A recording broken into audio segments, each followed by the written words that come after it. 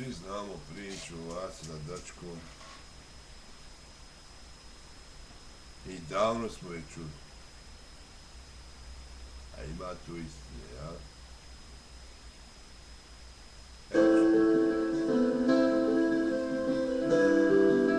Malo ću je pokušati recitovati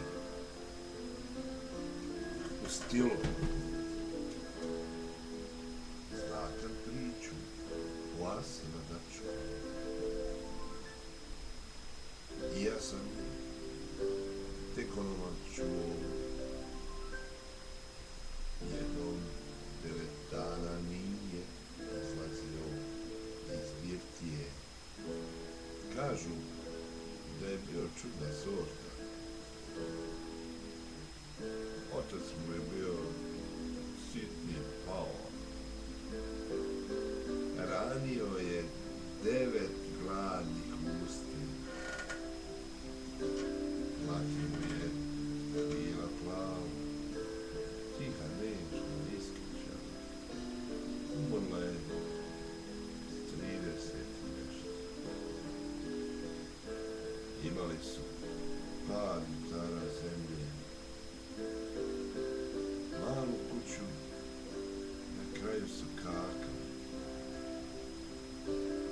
Na stalu uvijek hljeba, nemamo onoliko koliko treba, ali Vasa htio mnogo više. Želio je konje vrane, po livadi razigrane, sad sa zlatnim lancem i čilaša. Želio je njive plodne, vinograde, blagorade, karce pregnute, čilaše. Ali nije mogao da ih ima. Voleo je lepu, ali sirotu. Uzeo bi je samo da je znao.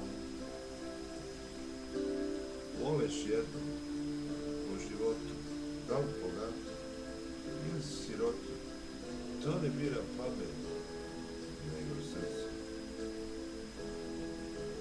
Svi se nadu da će ljubav proći.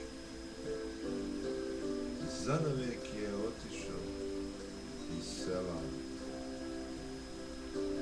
Nikad nije pisao nikom, većo se sa Miračikom, čerkom, jedinicom nekog gazda. Moj Vasa, dobio je konji vrat, po livadi razigran, sad za slatni lance, čilaše. Dobio je njive plodne, vinograde blagorodne, karuse pregnute, čilaše. Sve je imao, ništa imao. Rodilo se, prošlo mnogo. Dušu svoju đavo prodao. Znali su ga svugetaši, tražili spas u čašu, ali nije mogao da ga nađe. Mlad je, kažu, bio i kad je umro. Sred birtije od srčanih kapi. Samo glavu spava i još pamti zadnje šta je rekao. Džaba bilo, konji vrani, polo livadi razigrani, džaba bilo zlata i salaša, džaba bilo njiva